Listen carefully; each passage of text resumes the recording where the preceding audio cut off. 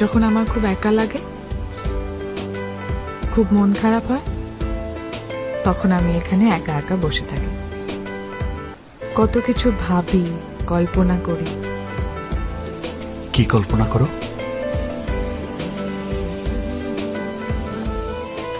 কল্পনা করি যে কোনো রাজপুত্র পঙ্খিরাজ ঘোড়ায় চড়ে আসবে আর এসে বলবে, ইতি, তুমি কি আমার প্রিয়তমা হবে?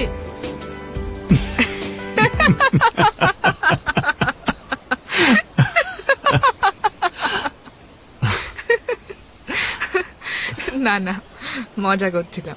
এমনি এমনি ভাবি যখন যা মনে আসে। ইতি,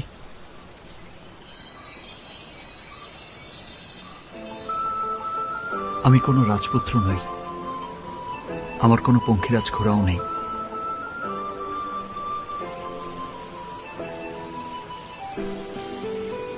কিন্তু এক রাজ্য ভালোবাসা আছে। তুমি আমার প্রিয়তমা হবে। প্রিয়তমা, আমার প্রিয়তমা।